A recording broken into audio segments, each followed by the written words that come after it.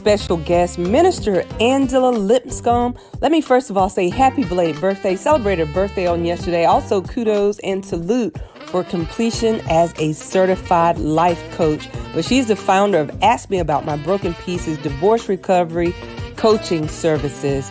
And she has a lot to share. She's a survivor of 2 divorces, the mother of 2 married sons, 5 grandchildren. She believes that her story and experiences can be beneficial to others. She has a lot of wisdom to share. You don't want to miss it. Featuring McQuana Harris, also known as author Q Leanne, will tell you that writing is more than a passion. It also is a tool that helps her to get through tough times.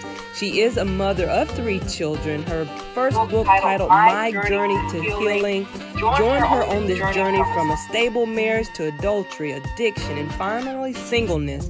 Watch her as she goes from confident to insecure to broken to wholeness. Don't just read her story, learn from it.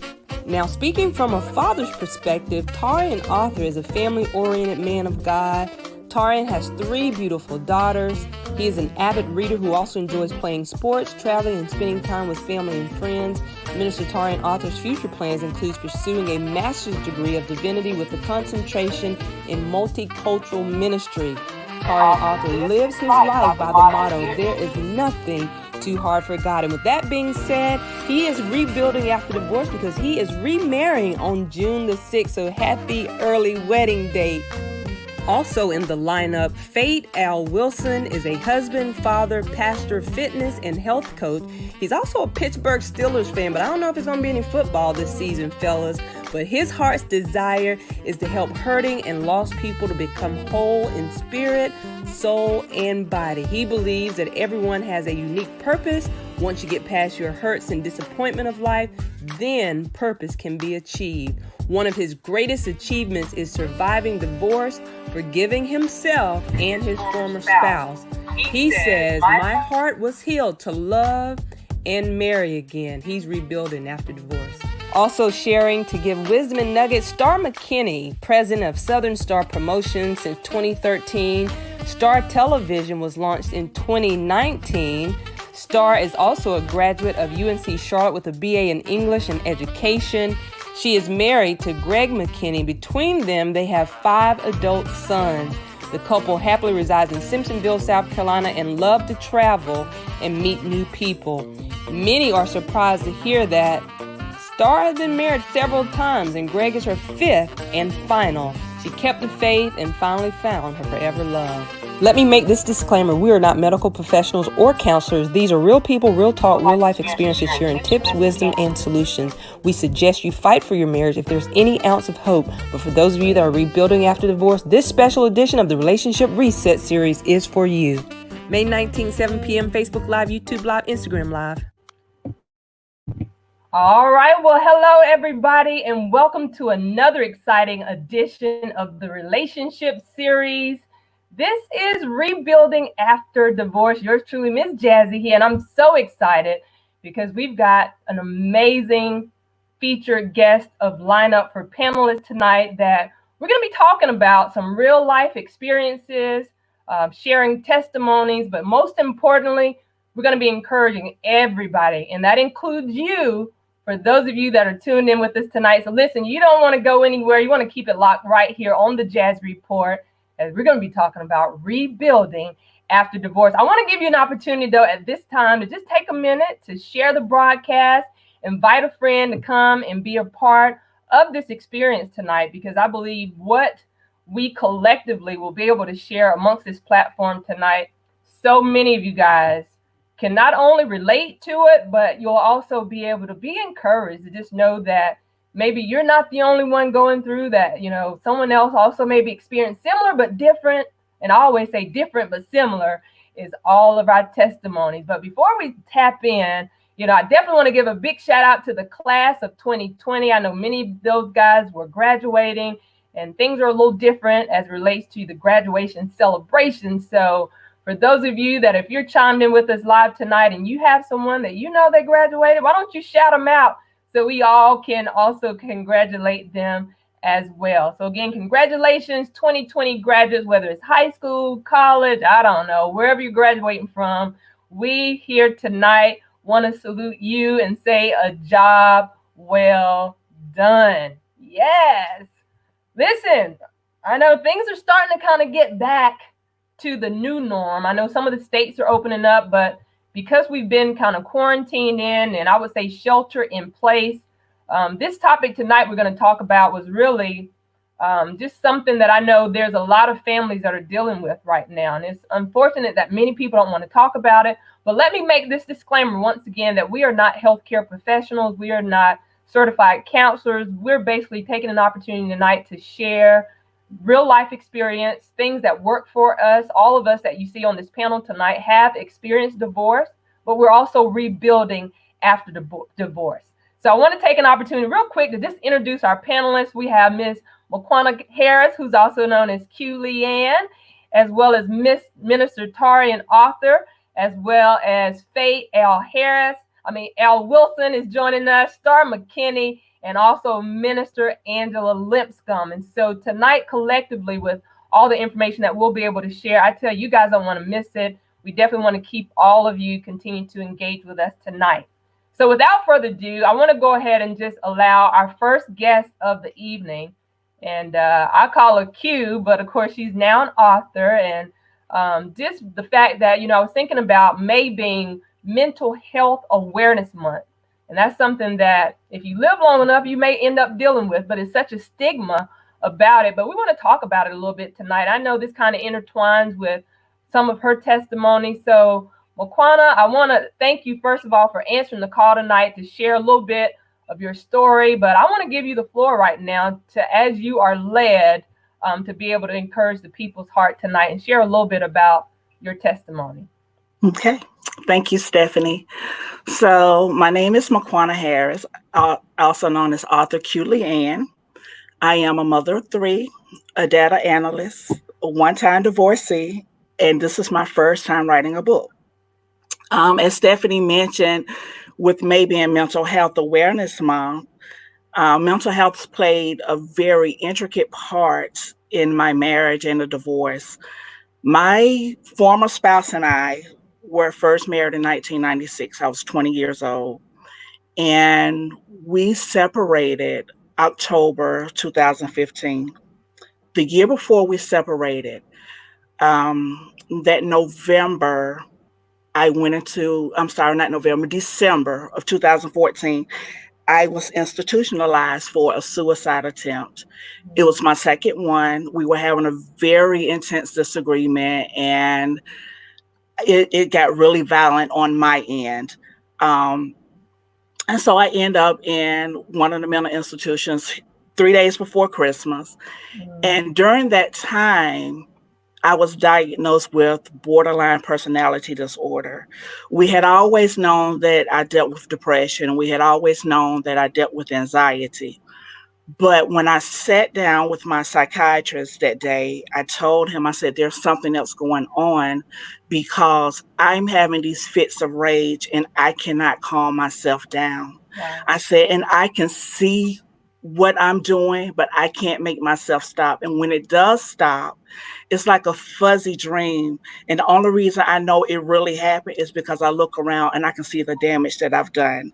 I was sitting in that hospital room with cuts in my chest from where I took my hand and I smashed the mirror in our bathroom. Then I started picking up pieces of glasses and I started trying to stab myself.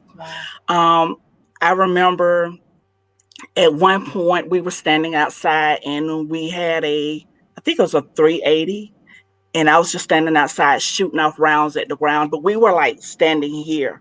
So at any point in time, one of those bullets could have hit the concrete and he hit either one of us. So while I was in the hospital, when my doctor told me borderline personality disorder, the first thing I thought was, okay, wow, you have split personalities. That's the first thing I thought. So I sat there and I began to just thank God that what happened the night before did not take us out, and that God had given me another chance to live through this and get to know some things.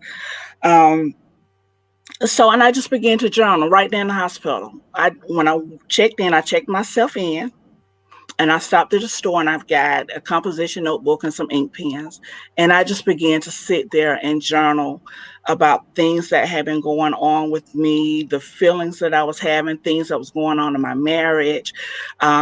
Because what drove me to that point was our marriage had been shaky for a while, but we had gotten to the point to where we were like, we're getting ready to walk away from this. And I didn't want that. Yeah. And one thing that I learned with borderline personality disorder is that people that suffer with it have a really hard time with abandonment. So anytime the conversation came up about, I don't want the marriage anymore, we can't do this anymore, I would get violent. Um, and so I just sat and I journaled, and then I came home from that and was home for like 2 weeks. And I remember I just laid in the bed for 2 weeks because I was still exhausted from that night. Um, and I end up in another mental institution. Like 4 or 5 days after the new year, I went into another mental institution because of another suicide attempt, because I still wasn't trying to hear that he was ready to end the marriage. I wasn't trying to hear it. My psychiatrist, the whole time I was in the second mental institution, the whole time I was in the first mental institution, they kept asking me, I remember vividly, they kept asking me, well, how are things going to be when you get home? How are things going to be between you and your spouse? And I could not bring myself to say that it's ending. So I lied. And they knew I was lying, but they had to take what I said. And I lied. And I was like, oh, we're fine. We're going to work it out. We're going to work it out. And I went home believing that lie. And so, not even 12 hours after I got out of the mental institution the second time, I end up in jail because I still was not trying to hear that we're ending. What do you mean we're ending? We said to death do us part. Yeah. So I ended up in jail for criminal domestic violence. And I thank God, because by the time we went back to court, the charges were dropped. My record was expunged.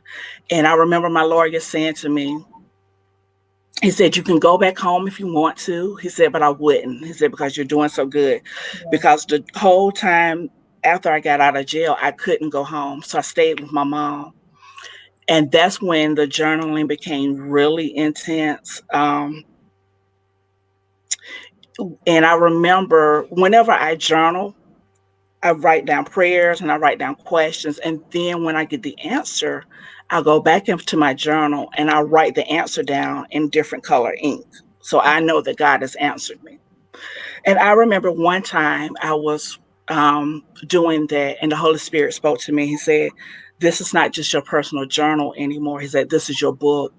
And I was like, God, how do you expect me to share this story? I was like, I'm a pastor's wife, even though we're separated. I've been a pastor's wife. Nobody talks about divorce on this level. Nobody in church deals with mental illness because nobody talked about it. And so I agreed. I said, okay, I'm going to share this story. And as I was writing the book, I began to share my parts of my testimony on social media. And the response that I was getting from other people that were serving in ministry that were dealing with divorce, other pastors and other ministers that was dealing with divorce, and people that were in my circle that were dealing with mental illness, I was like, we're all sitting around each other and we're suffering silently because nobody will talk about this. That's right. So I said, okay, God, I'll do it. And so my favorite scripture, this is a scripture I live my life by now, is Revelation 12:11. And they overcame him by the blood of the Lamb and the word of their testimony. And I said, okay, the blood part is covered. That was taken care of over 2,000 years ago when Jesus hit the cross. And when I said yes, the blood part was taken care of. Now it's time for me to share my testimony, because I have been dealing with this for years. I have been, and my family didn't know this, I have been suicidal since I was 8 years old. And nobody knew. And I said, it's time to share this story. So now that you've shared your story, when you look back over, and I know that's just kind of like a summed up version and there's more, When you look back over your marriage now, what do you think maybe you could have done differently? I definitely could have been honest when I did go to the doctor to tell them um, what was going on with me. And because I was in healthcare at the time and I worked for the provider that I was going to see, they kind of took my word as law. So if Yeah. I go in and say I'm dealing with depression, okay, well, we're going to treat you for depression. Mhm. But if I had have been honest about what was really going on at home, I believe I could have gotten the help that I needed early on in my marriage. That's good. And one thing I heard you say, as you have, even since all of that happened, been able to rebuild, is that you were journaling, and so that you were writing. And you did write a book, your very first book, Your Mhm. Journey to Healing. So there's somebody I'm sure that's watching right now, maybe similar but different, but they can in some way maybe relate to what you're talking about. If you're encouraging them through your writing process, would that be the one thing you would say that really helped you through the rebuilding process? Was journaling? Absolutely. Because that was my safe place. That's where I could say what I wanted to say, how I wanted to say, with whatever words I wanted to use, and I wasn't judged. Mm. Nobody could go back and look at my journal and say, "Oh, McQuana, you shouldn't have said it like this." No, this is my personal space. So I absolutely encourage journaling. Absolutely. Well, I know there's some people watching, I'm sure by the hundreds by now. So again, thank all of you so much for chiming in with us for this special edition for the relationship reset. This is rebuilding after divorce. You just heard just the snippet of her testimony. Q Leanne, also McQuana Harris. We appreciate you so much for just chiming in. So we want you guys also to be able to comment. If you have any specific questions, if you can agree with what she said, and as our guest will continue to press forward tonight, we definitely want to allow you guys to chime in on the conversation as well. So Q, thank you so much. We're going to get ready to move right along on to our next guest. But before we do that, we're going to take a commercial break. We'll be right back. The Relationship Series Communication Guide available today on Amazon.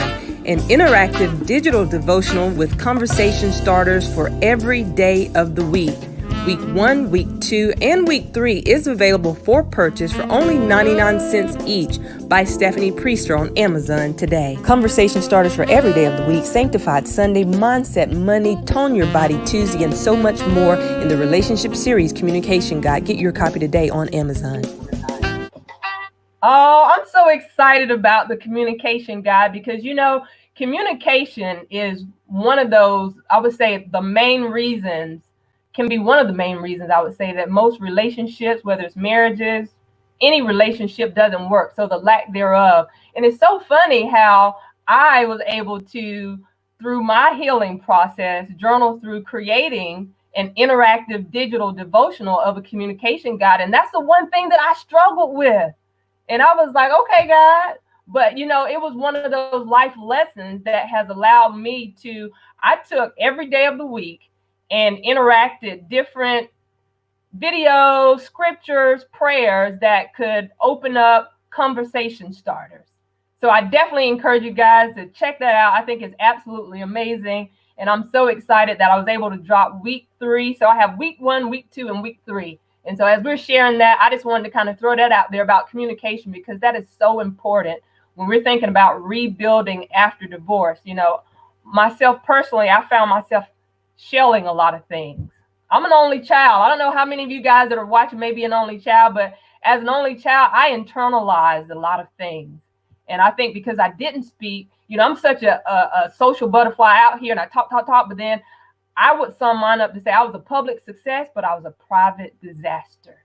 Somebody knows what I'm talking about. We're going to get ready, though, to introduce our next guest, really from a father's perspective, because, when you think about children being involved, and, oftentimes it is the mother that is rewarded the custody or the full custody of the children, and trying to split custody battles and things of that nature. I've known, situations that was even expressed with me that, they got out of hand, and it really was a nasty custody battle of, trying to make sure that the kids were going to go that was best for them. But then at the same time, there's not many children and even adults that I can say experience divorce and it did not affect them in some way. So Minister Tari and author, I know you are also rebuilding after divorce. I mean, you're actually in the process since having divorced. You're about to remarry. Yes, ma'am. 6. So let me first of all say congratulations on your soon-to-be next Thank wedding you. date. So that's encouraging to know that even after divorce that you have found love again. But I want to give you an opportunity to encourage the hearts of the people too that's listening tonight from a father's perspective. Okay, well, first of all, I want to thank you, Stephanie, for having me here this evening. But from a father's standpoint, it is hard.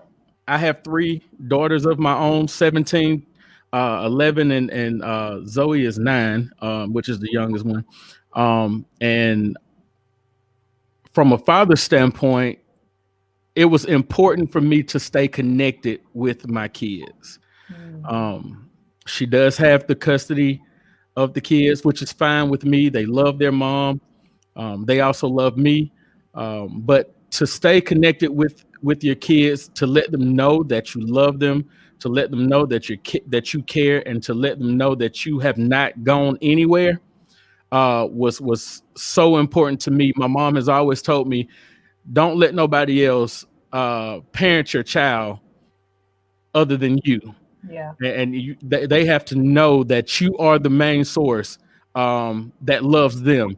And I think the hardest part is even with bringing in a new woman into their life, that by itself was heavy for them, having to explain everything and having to explain what happened between me and their mom. And I've found it easier to just be honest with them. Yeah.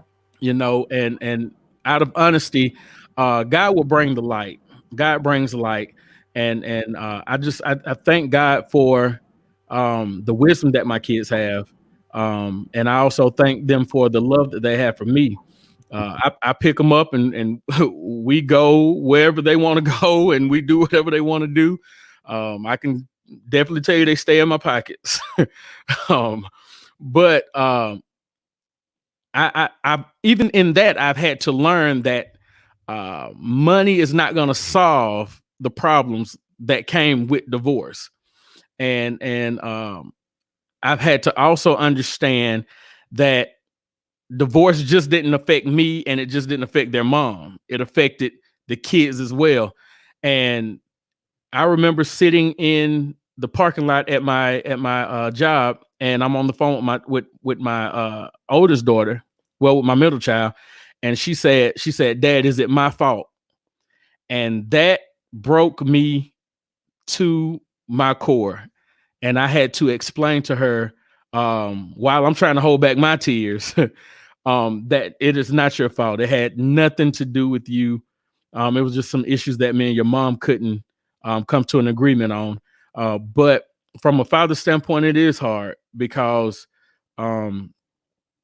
you also want to provide a place for them that they're comfortable with telling you anything, because at the end of the day, trust barriers have been broken. Yeah. And they have to understand, and they have to gain that trust back to say, okay, daddy's not here, but I know that he has my back. Daddy's not here, but I know I can go to my daddy and tell him anything. So I just encourage any father that is dealing with that issue, don't be a weekend dad. Don't be a dad to go pick up your kids just because the court told you to go pick your kids up. Don't just send money and replace that as love. Love on your kids. Yeah. Love on your kids. That's what I would tell any father that has kids in the midst of a divorce. Well, you've said a lot there, because I think about myself personally, and I transparently share this, and I think I was one that I didn't want God to be mad at me. When you're in ministry and you're serving, and God hates divorce, and I made up in my mind that I didn't sign up to be a single parent, and I grew up without my father, and so I personally was trying to break that generational curse, and it's heavy. And so what you said, that the fathers affirm their children, and they need them to actively be a part of their lives. And I know how, as a woman, and I'm just speaking from a female's perspective, when you think about when children are involved, and then the father moves on with a whole nother family outside of your children, you know, and then that how that tension and animosity can be there. But I know Right. that you can rebuild, and you know, it takes a lot of patience, it takes a lot of prayer, you know, it really takes a lot of work, you know, sweat, blood, and tears to Yep. kind of continue to rebuild and regain that trust. And you know, you said something there too, you know, even my daughter, you know, kind of having those similar feelings, as if, you know, but also helping her to understand, no, it wasn't your fault. You know, we've been dysfunctional a long time, and it wasn't a matter of thinking that, you know, like I said, I wasn't so more concerned what my parents was going to say or what my family was going to say or what my friends were going to say. They dysfunctional too, you know. Right. But I Right. was more like, God, you know, because I was thinking personally, and just being able to share this is like, you know, this can't be happening to me. You know, I was Right. in denial. And there were things that I avoided dealing with the hurt, and I just kind of swept it under the rug for so long, which I'm sure many people can also relate to. But once it comes to a point to where you know that it's better and you know the grounds of why you can divorce, that's why eventually I just went on and did what I felt like I had to do just for my peace, which I didn't Right. want no longer sacrifice anymore. And so once I made that leap, and for me, it was 15 years. On paper, we were married 15 years, but you know, we checked out years ago. And Right. so we became living under the same roof as roommates, co-parenting still in a sense, but the tension was there. And I know some people, and for those of you that have chimed in, I'm sure you can relate to it. There's been many people that have openly been able to express, you know, similar but different, similar situations. So I get it. But we're here tonight to encourage you that if we can rebuild, you can rebuild. And so, with that being said, Tari, and I know there's again some fathers that are watching tonight, and maybe they're not even able to see their children because of the divorce or because of how bitter the breakup was. How would you again encourage them through the process of rebuilding just with that type of situation? First off, if you can't see your child, get you a lawyer. Save up whatever you have to save up.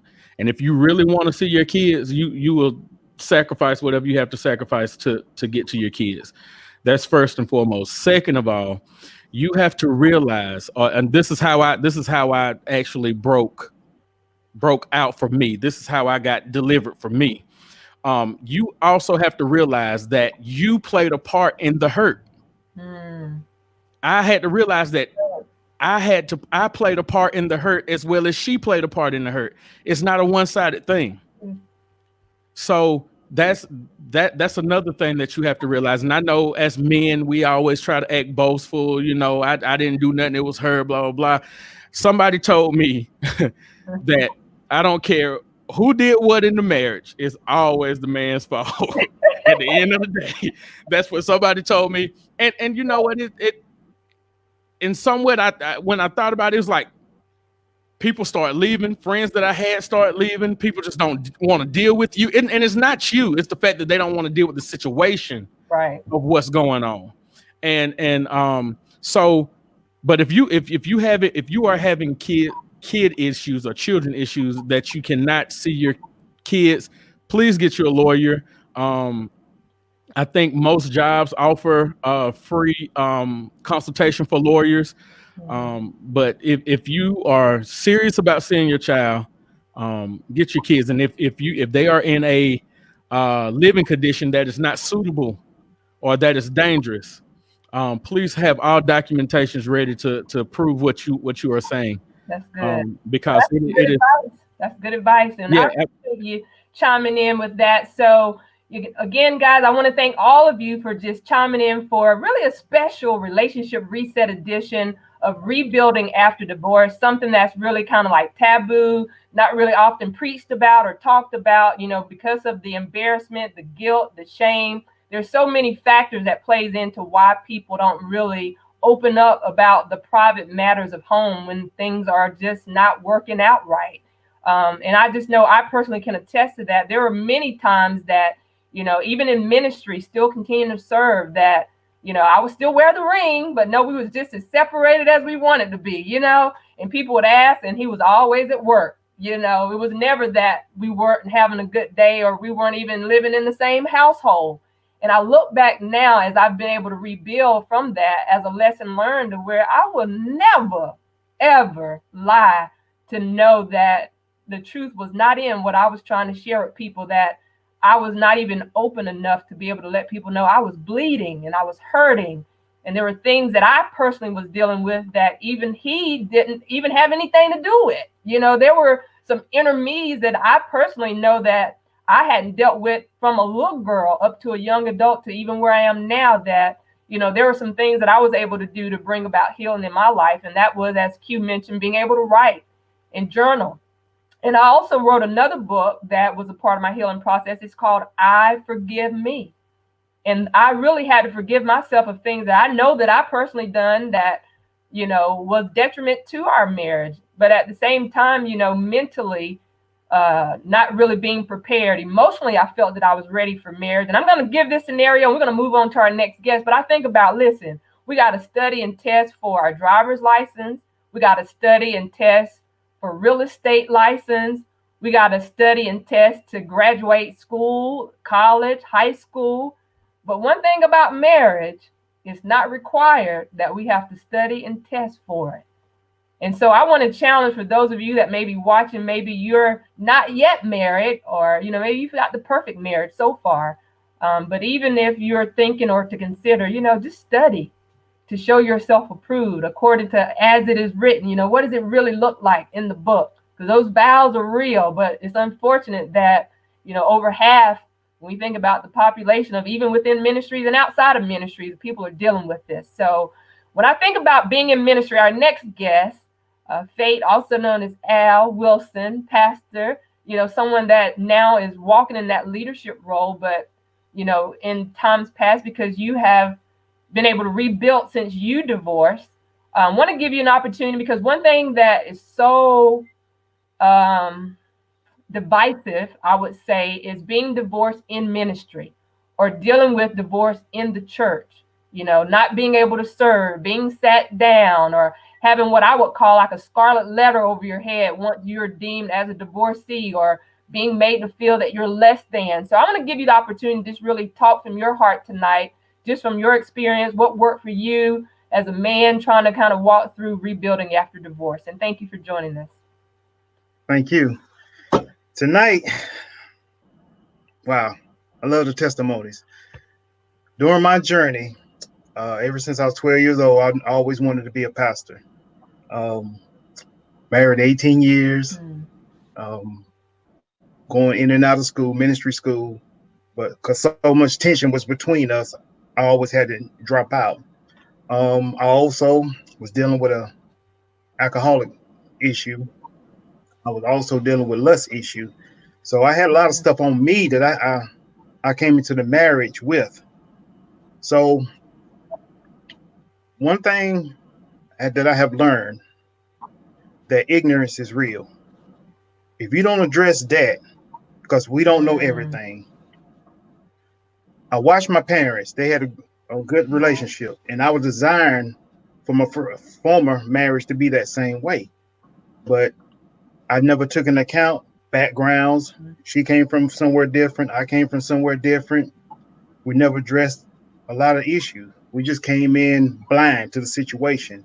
Love is going to work. It's going to fix everything. But you got to have some knowledge. You got to study, like you're saying, for a test to pass to the next grade. You got to study. So 2008, no, take that back. April 27, 2007, we separated. And 2010, divorce is final, 18 years. Between 2008 and 9 was my most challenging years. Not only was I attacked, different people, different things I was going with the courts. For 2 years, I lost my place 3 times, was homeless twice. I was living off $30 a week, sometimes 40. I was having my paycheck attacked from the IRS, Internal Revenue Service, child support, and alimony. So those 2 years were so rough. Then God came and I started breaking through 2010, because after 2009, that final year, I was dealing with alcohol. I told God, that's it. I'm done with it. It's time to focus. So he started helping me rebuild my life one day at a time. Me, I'm kind of like, I want to do it now, but I had to take it one day at a time. First, I had to learn who I was, forgive myself, Yeah. because I was always had that burden. I was a failure. When I don't do something right, I'll be hard on myself. But thank God for his mercy and grace. 2010, I met Miss Angela, and she was telling me about the class that was coming, and it intrigued me. It really intrigued me because I never heard of a divorce recovery. So, and I wanted to learn because I said if I ever decide to do it again, I want to be ready. Yeah. I don't want to take this old baggage into something new. Mm. So it took time. Oh, it was challenging. A lot of snot nose, a lot of crying, a lot of wow, amazing testimonies. But after all is said and done, we survived. We kept on living. Yeah. And maybe, man, it wasn't shortly after that, God brought the queen into my life. And it was amazing. So amazing when you open your heart up, when you take time to learn yourself, when you take time to keep walking in forgiveness. Because sometimes that mind be wanting to take you back, like, well, you may messed up. No, you have to cast down those thoughts Yeah. constantly.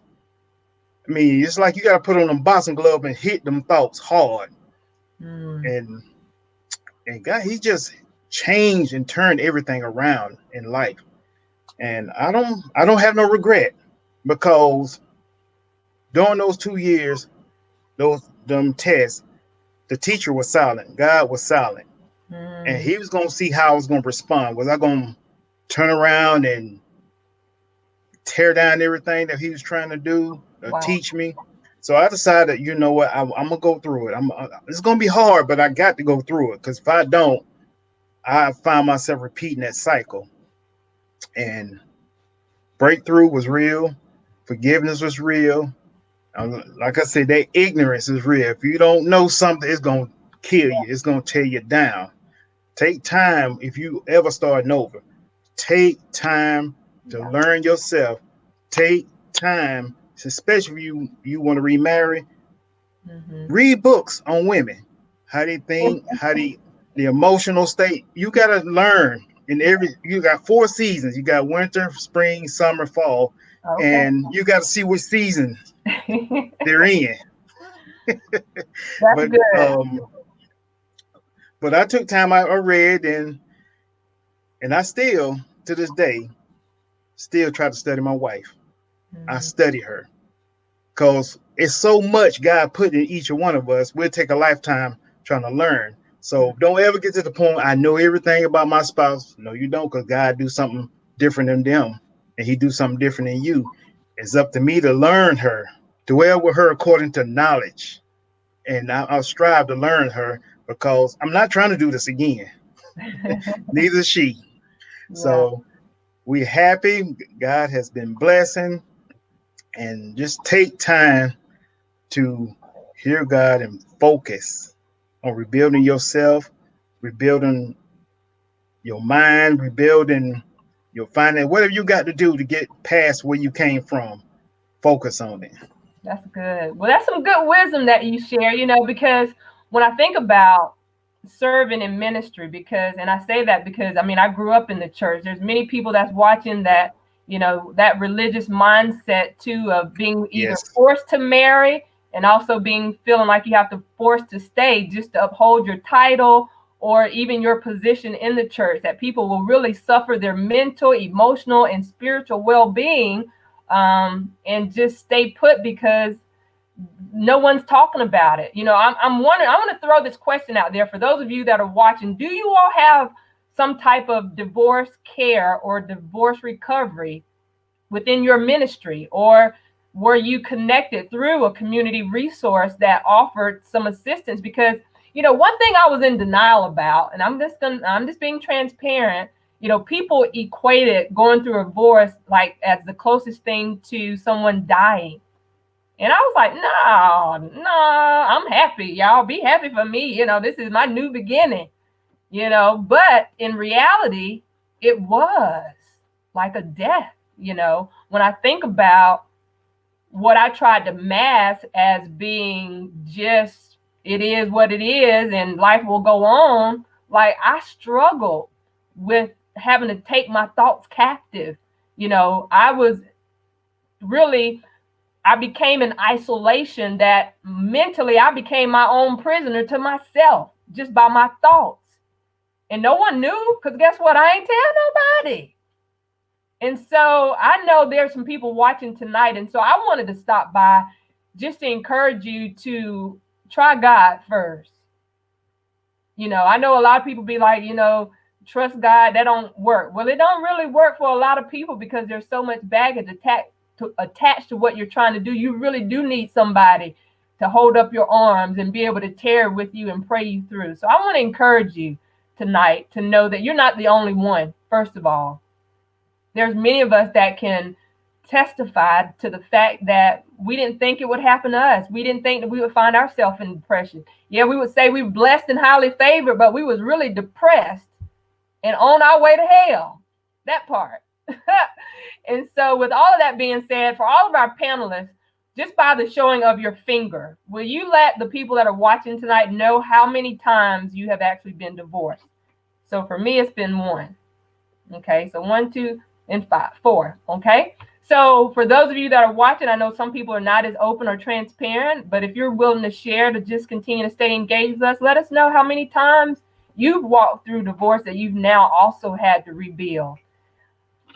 I didn't discuss this earlier, but I think we're going to give away some cash apps too later. So y'all stay encouraged. I want you guys to chat. What would be some of the top reasons for divorce? I've got a list here of top 10 reasons for divorce. So while you're thinking about that, I'm going to go ahead and get ready to bring on our next guest. But y'all can chat that up.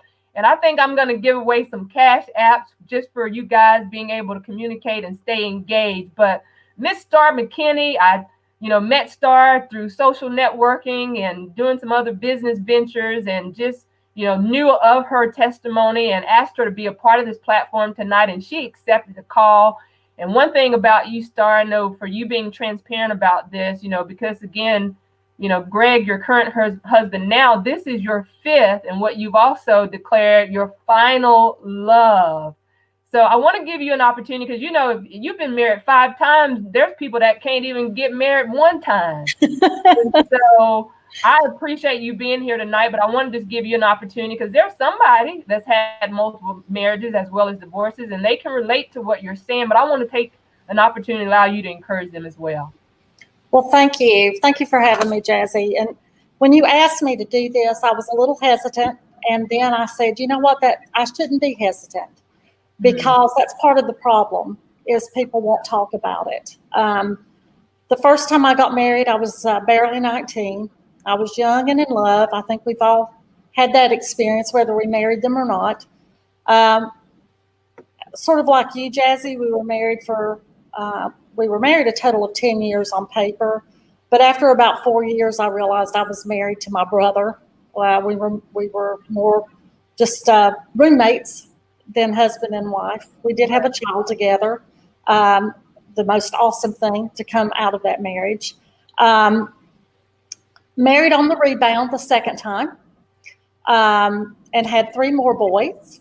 Again, no regrets there. Went through a very, very ugly divorce that lasted several years. Wow. And I love what Mr. Arthur was saying about it's not just one person's fault. The one thing that I would like to impart to everyone that's listening tonight is don't get caught up in the emotion of it. Because my ex-husband and I will now, we are easily now sit in a room together and get along great.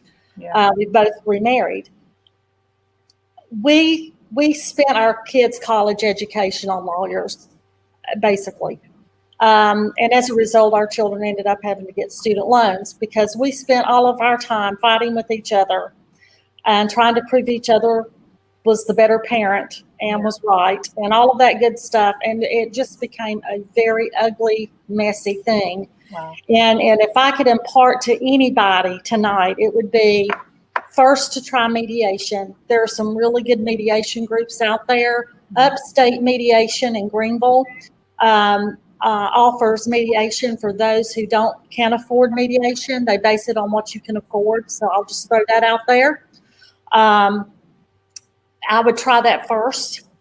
And more than anything, I would like to impart on parents that when you speak ill of the other parent, you are trashing half of your child. And I don't take credit for that statement. Somebody said it to me, and it hit home. Yeah. Most people know me as a very open and fun-loving individual.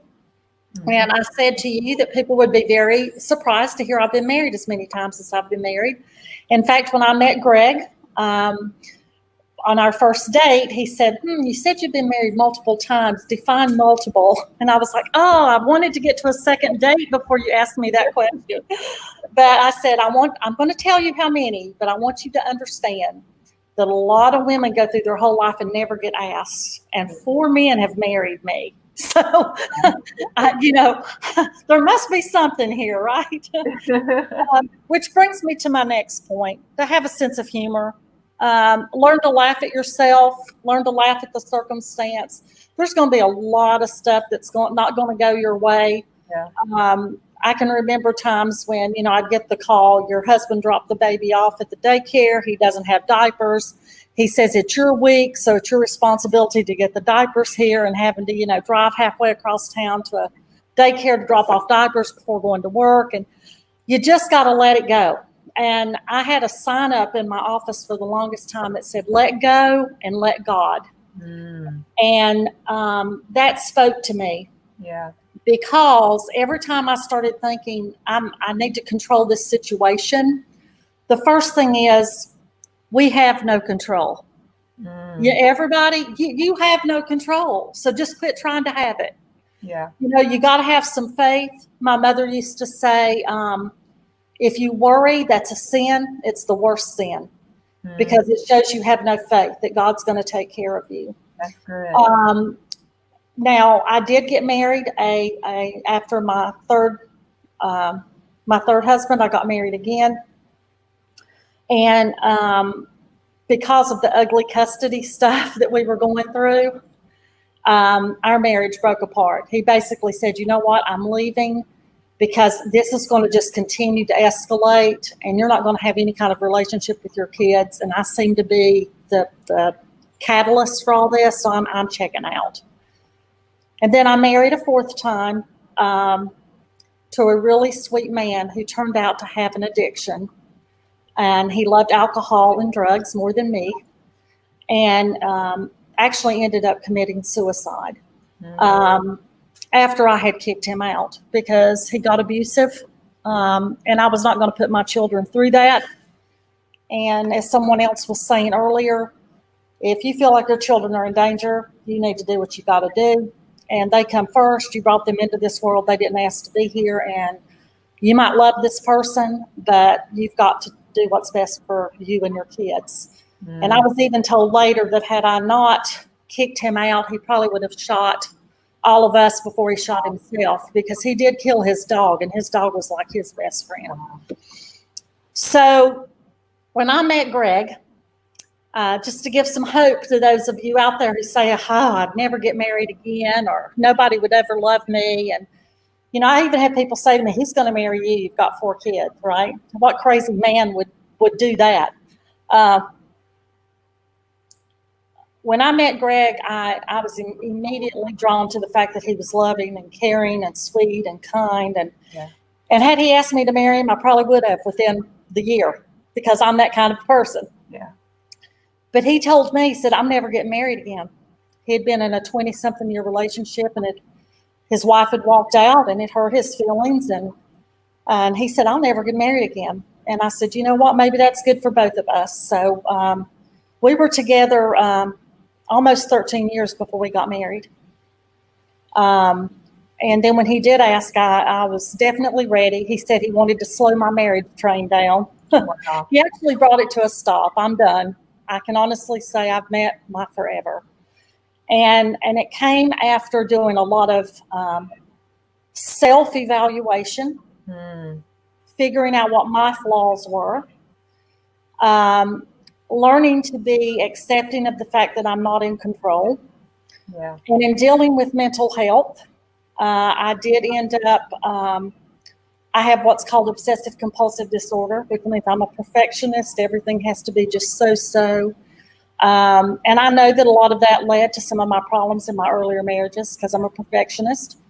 And once I got medication, that helped. It helped take the edge off. I wasn't cleaning all the time and expecting my kids to be neat and clean all the time. And when you have boys, that's impossible, right? So you can imagine the stress level I was having there.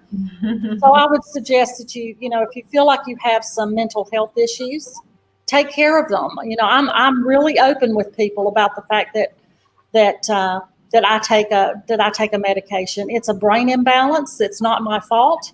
As it turns out, once I got medication, so did every other member almost of my family. Wow. Because it is hereditary. So it ended up helping all of us. I went through a horrible divorce twice. The other two were just sort of not that long of marriages, but I say, if you don't do something right the first time, just get back up and try again. Don't consider yourself a failure. And I did make a note here that some people are going to be able to relate to, but during this coronavirus, Demi Moore and Bruce Willis, who've been divorced a long time now, spent the coronavirus time in quarantine together with their kids. And then his new wife and their kids came on up and joined them at their ranch. At some point in time, you're going to have to be with that other parent, be it at a wedding, be it at the birth of a child, be it at a birthday party, whatever the case may be. You need to make peace with whoever your ex-partner marries. Yeah. Despite your feelings for them, your kids are going to be spending time there. And when you create this feeling of animosity, you're making your kids choose. And don't do that. Don't make your kids choose. Have that birthday party. Invite everybody to come. That's good. And just put it behind you. It's hard. Yes, it's hard. But you can do it. I did it many times. You can do it too.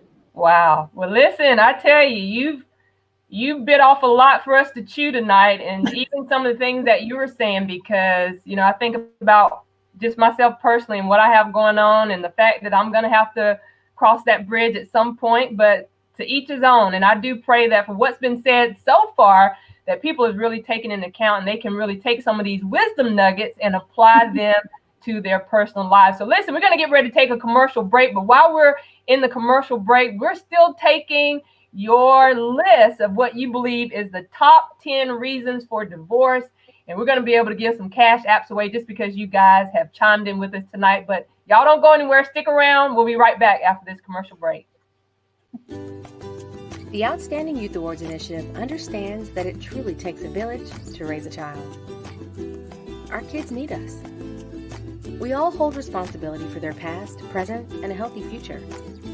Empowerment and motivation for youth and teens is vital to their success.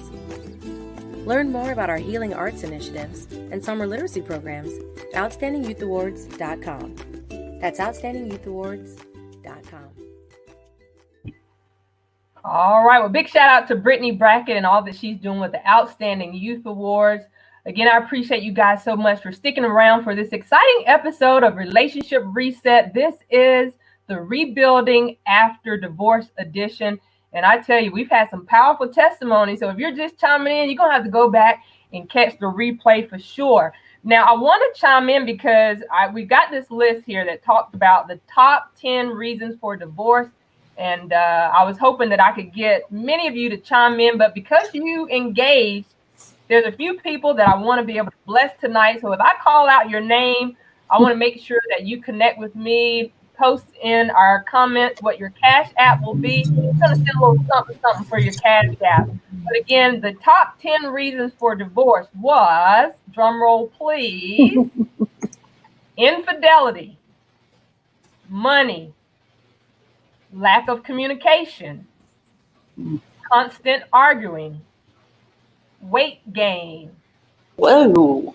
unrealistic expectations, lack of intimacy, lack of equality, not being prepared for marriage, as well as abuse.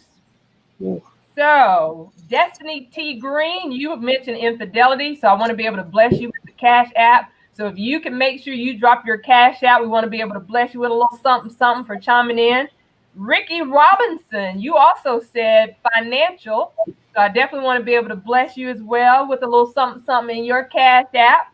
So if you'll post your Cash App along with Javion James, she said breakdown in communication as well as trust. So we're going to bless you as well. And then Miss Dolores Ashford Robinson said infidelity as well. So I want to bless you guys on behalf of the Jazzy Report just for engaging and also continue to comment and be a part of this whole discussion tonight. So if y'all hint what we're doing, I think you guys might want to chat it up a little bit and stay engaged with what we're doing. So again, I appreciate you guys so much for rolling with us this hour.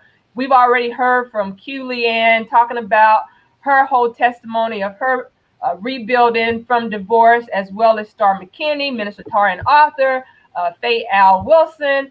And so our next featured guest of the evening, and I'm going to bring you up, Minister Angela Lipscomb. Let's first of all say happy belated birthday. She celebrated her birthday on yesterday, everybody. So y'all chat it up and show Minister Angela some love and wish her a happy belated birthday.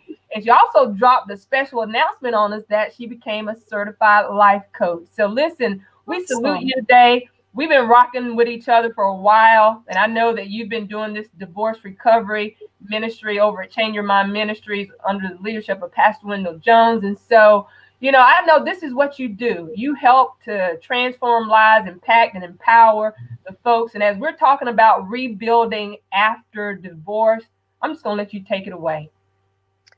Whew, wow. This is, first of all, Stephanie, thank you. Yeah, you provided, we've been rocking and rolling a while. You provided a lot of platforms for me from the very beginning when we first met. So this is just a lot, and I'm excited. I don't know where to start because this is my baby. Yeah. This right here is a baby. And for those women and men that was in the labor and delivery room with your wives, you know, all that pain that she went through.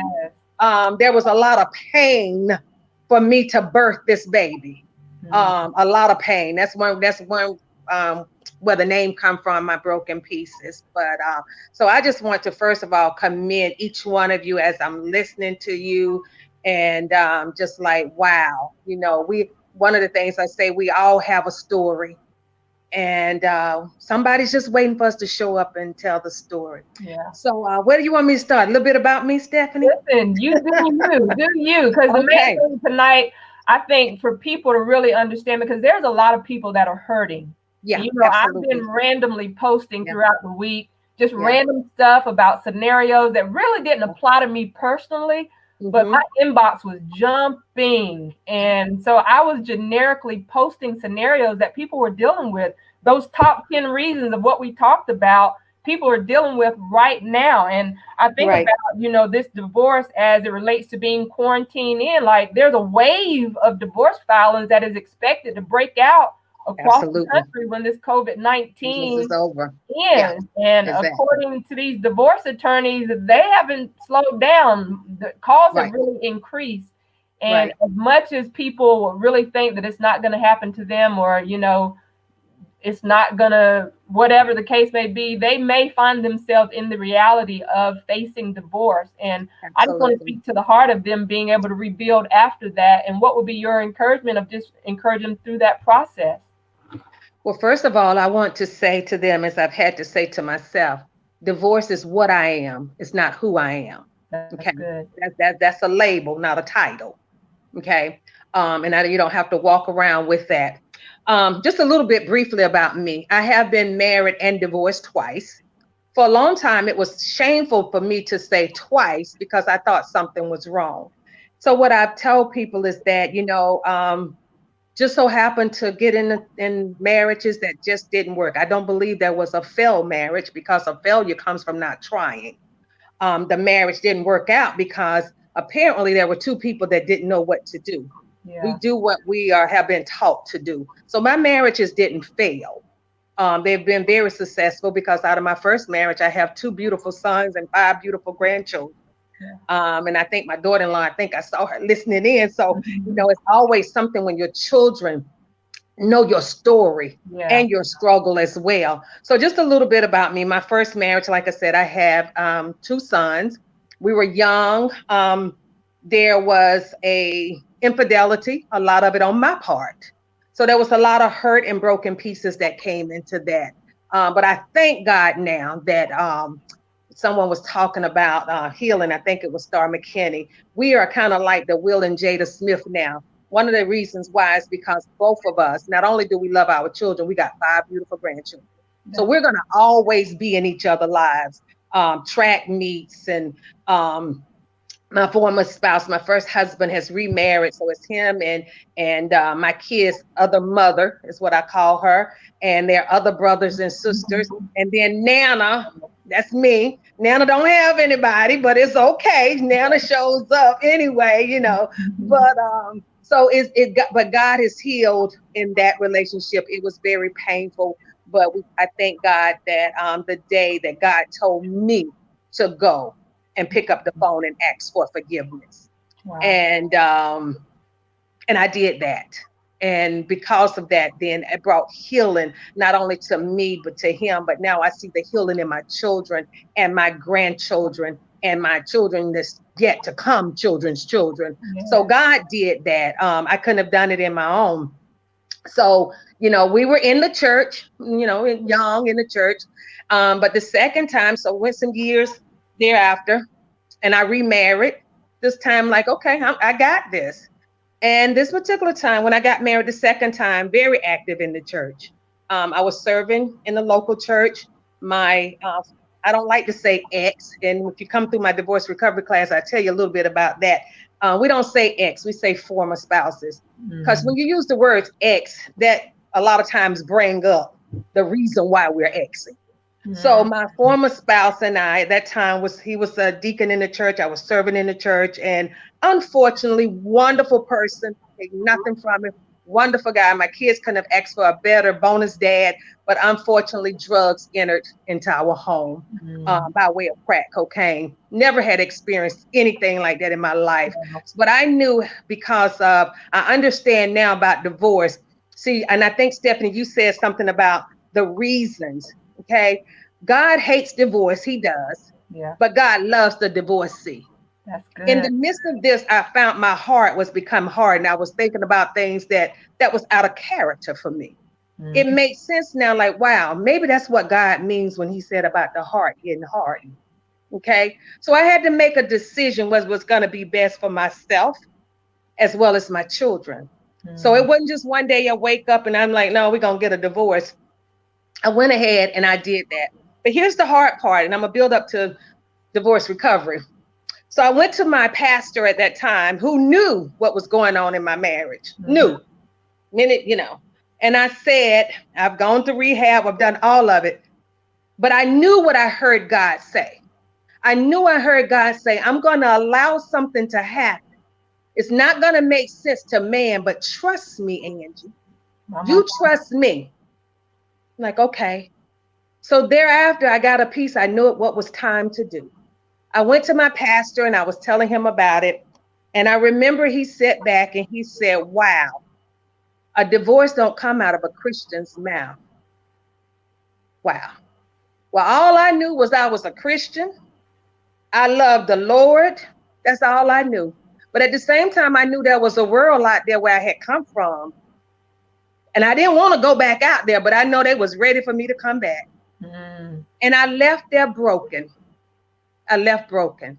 Wow. I left. I was asked to sit down. But in the midst of all of this, me serving, me coming in and hearing the word was helping me. And I would have people say, oh, you don't have to fake it. I wasn't faking. I'm trying to keep my mind. I'm praising God because that's keeping me sane. I'm not faking this. But that's what people give you what they know. They didn't know what to say and what to do. Even my pastor at that time, all of this was new. So anyway, at that time, my world was gone. My world that I knew was gone. My world was going over to that church and serving and teaching them teenagers who loved me unconditionally, getting my praise on. Oh, that was my world. But my world had changed because now I would ride by and I wasn't invited to come in anymore as to what I knew. So anyway, I left broken and hurt. And I had a song and dance. Oh, my song and dance was them folks down at that church. They just done hurt me. I mean, I sung it. It was on loop. Anybody that heard that was my loop song until my friend that was an accountability person said to me, hey, let it go. I knew at that day, if my friend was tired, God had to be tired of hearing it. So by this time I've moved to Charlotte. I'm broken. I don't want to do this church thing no more, but that church is in me, so I'm going. I ended up going to University Park. They had a divorce care. I went there. I realized it was in that one time of setting and sitting there, I realized what I needed. And I had to learn how to forgive me. So from there, I ended up, okay, I'm good now. I ended up there going to another church. And I joined, and I'm coming back around. It's a full circle. I ended up going to another church there, and the pastor there did not know anything about me. And it's not about titles or whatever, but he called me into his office. It's so funny, and some of this is written in my book. I said, "Oh my God, what is he calling me for now? Did I write a bad check? A check done bounced at the church? What did the preacher want with me?" So you like going to the principal's office. What is it? But anyway, he called me into his office and he told me he had seen me serve. I didn't know anybody in that church. He said, he said, I want to consider you as a deacon in my church. I was like, wow. He said, you will be the first female deacon and you'll be the first single deacon.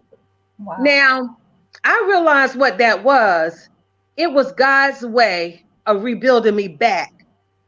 Okay, but I was healed at this point. But God had to do that full circle. So anyway, full circle around. I came back to Greenville. When I came back to Greenville, I'm healed. I'm okay. I'm good. Still wasn't gonna really do the church thing because I've done the church stuff. But I'm going. You know what I mean? I done served and I'm good. But anyway, at this particular time, I started attending Changing Your Mind Ministries. Pastor Wendell Jones had mentioned about ministries. He made a list of the ministries. And one was a divorce ministry. And, anybody know me know that I believe in helping other people. So long story short, I went to him. I told him I had all these books and all this, everybody's book but my own. And he said to me, I'll never forget, he said, no, it's in you. And I'm like, what you mean it's in me? I don't know how to, I don't do the computer stuff. I don't know how to do this. So he told me to step away and talk to God about it. And I did that. And what I did, I began to ask people, different men and women. I didn't tell them what I was doing. I just asked questions. And then I picked up the phone and I started calling around because I wanted to know who in the upstate had divorce recovery. Wow. And you know what the sad truth is? Nobody. Not in the Afro-American church. They would say, oh, well, we got a singles ministry. I don't need single. I don't fit right there. Oh, we got a marriage ministry. I don't need that. I'm out here. I got some broken pieces. I'm hurt. I got some issues I need to talk about right where I am. So because it wasn't there, I'm doing my research. Then I started asking people, what do you want to know? So they started telling me, I want to know about forgiveness. I want to know what it's like being single again. And I have these sexual desires. Is it flesh or is it factual? That's real talk. Nobody was talking about this. Well, now I want to know about dating again. I want to know, what about my children? All of this I want to know about. So I think about what my pastor always say. Well, then if that's something you want to know, it must be in you. So God birthed at that time for me to start divorce recovery. It didn't have a name because it is CYM, Changing Your Mind Ministry, Divorce Recovery. We started out, I think Al was one of the first ones. We went like 17 weeks straight. And it's a confidential, safe place to heal ministry. We keep it real 100 days. Some of these folks know my real story. And I tell them all the time, but you can't tell it like I tell it. That's right. You know, you can't tell it. And I thank God that because all of us have a common in there, nobody goes out and talk about what somebody else talked about, because all of us in there just trying to heal one piece at a time. So we started out in 17 weeks, Stephanie, and then that's when God birthed and told me about asked me about my broken pieces. Wow. Well, with the workbook, we couldn't do 17 weeks, so we kind of condensed it down to 12 weeks. So in those 12 weeks, men and women come together and we share. We, as Al said, we snot, we cry, we kick chairs, we whatever. It's your safe place to heal. Because one of the things that I hear, even in this setting, we all have healed, but I hadn't heard anybody say I had a safe place to go and heal. I had a place with people just like me. They ain't judging me. If I come in there with my sanctified self today and I feel like I want to cuss the dog out and kick the cat, I can do that because these feelings are real. And that's what I carried, because again, I was told that I must not be a Christian. But what it did for me, it made me go and study what God meant about divorce. Why did God allow divorce? See, it wasn't the different reasons. When God says that, you know, people say, well, you can only divorce for adultery. Well, I kept thinking, but wait a minute. When God told the children of Israel they was an adulterous situation, adulterous children, he wasn't talking about sex. He was talking about you turned your back against me. Okay, so it's not always a sexual thing that you walk away from. You see what I'm saying? Yeah. So all of that, but it made me study. It made me say, hey, and in that process, it made me learn to forgive myself. That's the key to it. Then, even though we started out as divorce recovery, what happened now, I have singles that come to me. Hey, I've never been married before, but I am coming out of a relationship. Well, this is what I tell them, and we all grown folks here, and this is we talking about being real. First of all, everyone that we've been in relationship with sexually, we've been married to. Some of the reasons why we can't move on to the next relationship, because we have not asked God to divorce us from that situation. That's so that person. Yeah. Okay. So that's what I tell for my single person. No, you're not married on paper, but you're married in the heaven realms. So it has to be a divorce. It has to be a release before we can move over into the next. I hear so many people, Stephanie, I think in there, we were talking about getting married and remarried and moving forward. But before we can do that, we got to be honest with ourselves and be healed and whole. Because if not, what we're doing is looking for somebody else to make us whole. And we're not whole, and then we don't even take time to find out if they're whole. You see what I'm saying? So, again, all of that right there. I get it. You see, I get excited. But what I want to do is I want to say too that there is a place. You know, we say, well, the church ain't offering and the church ain't this, and that's somewhat true. But people can't give you what they don't know. Right. I understand now. My former pastor that made that statement at that time, we're good now. I was mad, and I let him know that later on. But at that time, that was new to him. It was a new ministry. He didn't know. And then I realized God had to use a sacrificial lamb. And you know who the lamb was? It was me. Yeah. Because after that, then he couldn't do to the other people who came through and divorced and separated, and like in me, because by this time he had learned. Okay, so if God had to use me to show that this is real in our church, this happens for so many different reasons. Some of us get married for so many different reasons. Some of us get married, because we want the sex to be legal. Just keep it real. Some of us get married because they told us we have to get married. Right. all marriages were not called by God. They were not. But the bottom line is, okay, that's all good. But now that we're in it, what do we do? So this ministry, the divorce recovery is open, and it's funny. I say this because, and it is I'm going to say maybe a South Carolina thing. I don't know.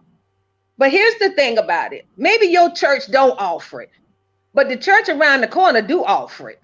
But see, we're not going to go to the church around the corner because it's not at my church. I experienced that more here than I did. Did you hear me say when I went to North Carolina, I didn't go to that church, but I went to that ministry. It helped me. Yeah. But I knew I needed help. We don't do that here. You know, but it's not and I always say it's not that's why we opened it up at Changing Your Mind. It's not a Changing Your Mind ministry. It's for it. And actually, honestly, I think I've had more from the outside come in than I have inside, because it's open to anybody. Well, I tell you what, I know we don't have enough time. I believe we probably gonna have to do a part 2, because I want to take an opportunity, and thank you, Minister Angela, for sharing.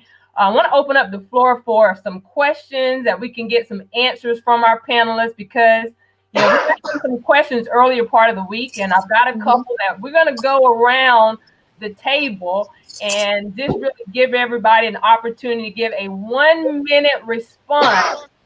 What your response would be to this question. So again, thank you guys so much for rolling with us tonight for this really explosive episode of the Relationship Reset, Rebuilding After Divorce. For those of us that you see on this panel tonight, we have all experienced that thing called divorce, that D word. But at the end of the day, we've also been able to rebuild after it. And so as we are continuing to rebuild, and I know there's many of you that are watching right now, like myself personally, and I just want to put this out there to say, my former spouse, and I'm glad you dropped that. So I hope many that are watching can say former spouse instead of ex, is a great father to our daughter. One thing I can say that we are better friends now than we were together as a married couple. Mm-hmm. And the fact that we're communicating more now as friends, just makes me feel like, at one point in time, there was a thought of thinking that, we didn't really try hard enough, or what could we have done different? But I take those now as life lessons that I can apply to the next marriage. And I want to say this real quick. Pride. Come on, somebody. Pride will make you deny some things of what's happening, and pride will make you not deal with some things. And so I want to encourage you tonight to do a pride check. Pride at, to make you feel that, it's really not happening, or, it's not as bad as you really think it is, because in reality, and it's unfortunate, it happens to the best of us. And so we're here tonight to offer support. We're here tonight to offer words of encouragement. So as I'm asking all of our featured guests tonight to unmute, that they can actually chime in on this question. So there was a question, I'm going to give you the scenario of they divorced maybe 15 plus years ago. They've sought interest in someone that's been seeking to date them. So they feel that it's been 10 years since they've actually dated, but they needed that time, and it's by choice, to heal before they allow themselves to get into another relationship. But they don't want to move until they can hear God is saying, yes, this may be the man or the woman for you. So I'm trying to be general, because we're not going to give any names out, but I want you guys to think of this scenario. So you have someone that's been divorced for a while. It's been years since they've dated. Now they're ready to get back into the dating scene. But guess what they have? A list of qualifications as to what they're looking for in the next. Okay? So when you think about someone that know what they want, know what they like, but it's been a while, they're trying to get back out there on the dating scene. Q, we're going to come at you first and kind of what would be your 1 minute, because you got to think about now, and they're in ministry, they serve, and so they want to do it according to as it is written, and they're ready to get out there. They're single, but they're ready to mingle. Let me throw this little icing in there too. They don't really have that chemistry yet, but they wonder if that's something maybe they can grow to like, grow to love, but they have a lot in common. I know that's a lot mixed in there because I know there's some people listening right now. Somewhere in that mix, you probably can relate. Q, what would be your 1 minute response? Um, I think I'm laughing because I'm probably the last person that need to ask that one because I'm not even interested in dating right now. So I did date for a little bit. And what I discovered just while I was dating was I wasn't ready because I hadn't done the healing yet.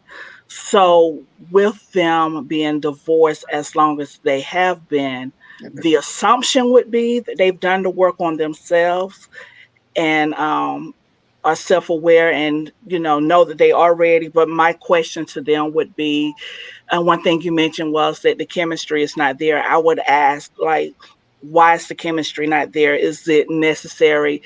Because I remember you sent this to us. Why is this someone that I'm not really interested in being with?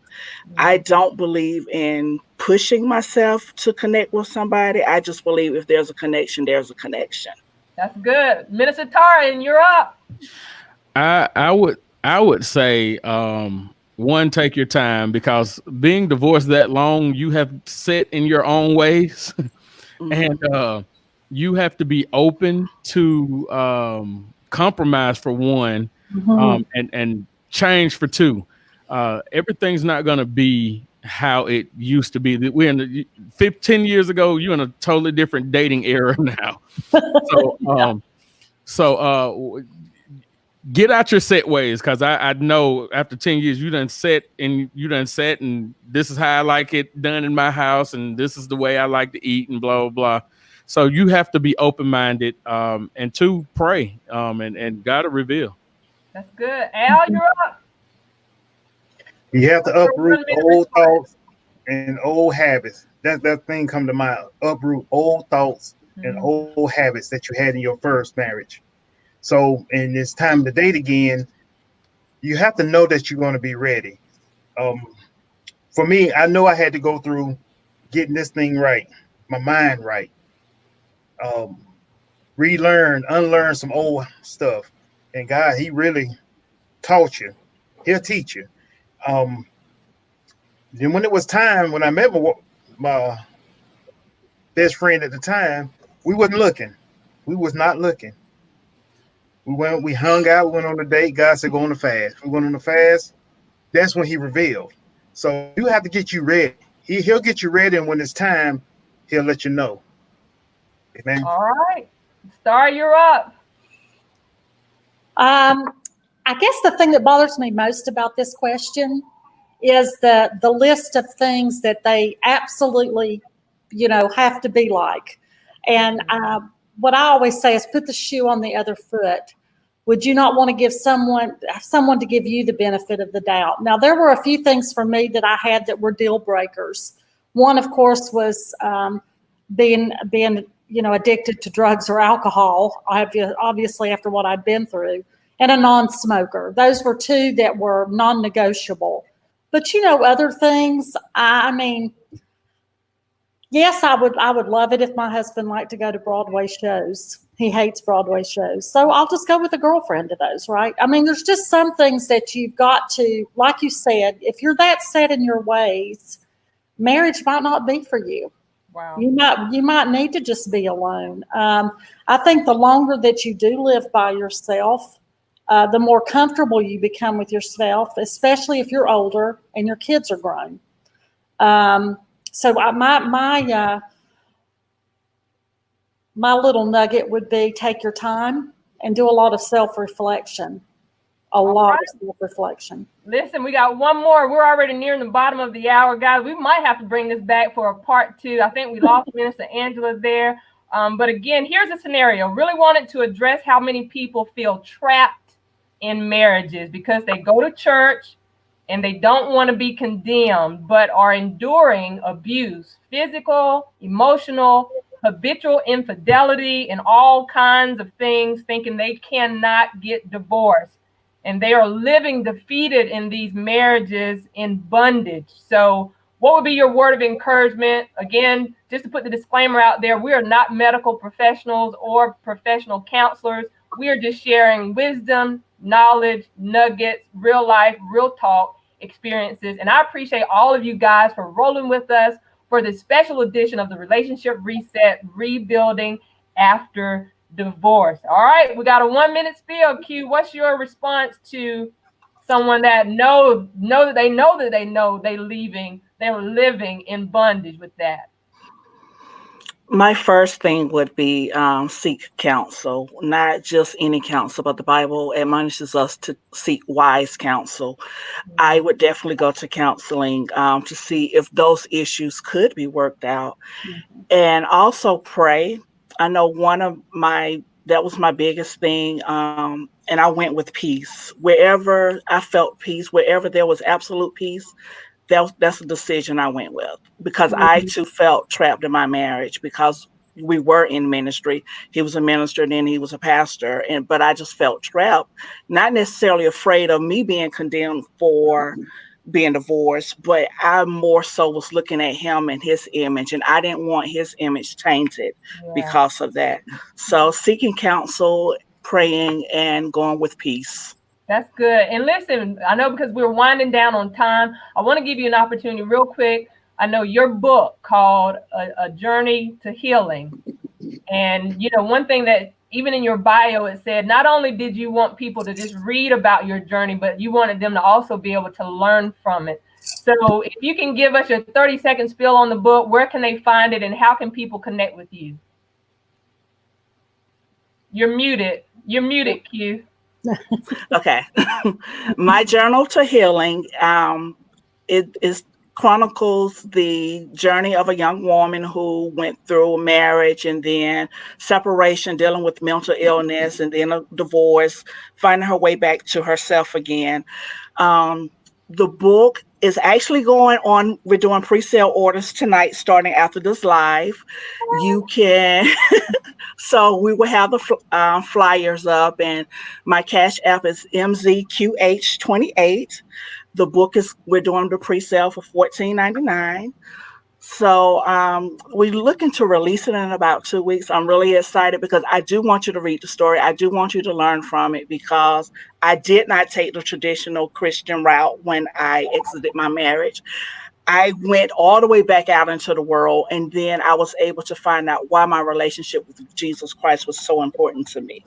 Wow, that's good. I love it. Well, again, we appreciate you for being here tonight. Al, if you will also unmute at this time, and I want you to be able to give your response to that scenario we talked about for someone feeling in bondage in that type of scenario. And then also for the men, what would be your final word of encouragement?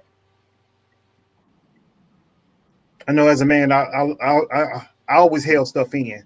You gotta release it. You gotta talk to somebody you can trust. It's good to have a mentor. I had a mentor, and he helped me unlock some things that I didn't know I was holding on to. So it's good to have a mentor. Talk to your pastor, but don't hold things in, because that holding things in, it hurts you more than it helps you. That's good. And now, with you being a pastor, can you tell people the name of your ministry and how can they actually connect with you as well? The name of our ministry is Hunger for God Ministry. You can connect with us on Facebook at Hunger for God Ministry 16. All right. Or they can call 864. Ma'am. All right. Minister Tarian, I'm trying to get out of here. I know, listen, we're going to have to probably do a part 2, guys. We're going to probably have to do a part 2. Minister Tarian, we talked about the whole scenario of someone feeling in bondage. They do ministry, they do church, they're feeling condemned, they don't know, what would be your advice on that note, but then also your final words of encouragement from a father's perspective? Well, to answer the question about the scenario, I had to get in my mind to say bump church people off top, because it comes to your peace at the end of the day. Yeah. And when you get to the point of isolation, just because you are wondering what other people are going to say about you or what they think, you have to say bump people, not just church people, but people, period. And like I said before, to fathers, stay close connected to your children. That is very important to them, and you will find a sense of peace in it as well. That's good. So how can people connect with you as well? How can they reach out to you? You can find me on Facebook, Instagram, under Tarian Arthur. That's it. Simple. All right. And Star, your final thoughts with this. Again, we're already out of time, but I want to give you a chance to respond to that scenario. And then what would be your final words of encouragement? Life is too short to be surrounded by negativity. Right. If you've got negative people around you, I'm not saying cut them out of your life, because for some of us that's family members and we can't really do that. But what you need to do is surround yourself with people who are positive, people who build you up. You are God's creation and you are to be celebrated. So I agree with everything that everyone has said here just now. And believe me, I went through that. I lost friends, but you know what? I gained new ones. It's okay. Life goes on. That's good. Well, listen, I'm going to give my final thoughts. Again, big shout out to Minister Angela Lipscomb. I think we're having technical difficulties. We lost her. But again, I would encourage, all right, my words of encouragement would be to really do a self-evaluation. I personally would say that, the fear of being alone, I kind of jumped the gun and, I told God, look, I didn't want to be out there in the wilderness too long. And so I tried to put a time limit on when I was going to find that next good thing, when in reality, I wasn't ready. But I'm still continuing to heal through the process. I'm still able to learn. I'm glad God has equipped me with some friends that I trust and that, I feel that I'm going to be a better version of me. And I know many of you will as well. Minister Angela, your final thoughts. We talked about several scenarios, but just give us a final thought for someone that's chimed in with us tonight. My final thought is, again, remember, your situation does not define who you are. And I just want to say to, first of all, you got to have that personal relationship and know the word for yourself, because if not, you will tend to the voices. And sometimes the voices mean well, but it's not what the voice of God is saying. So just stay encouraged and know yourself, know what God has said about you and to you.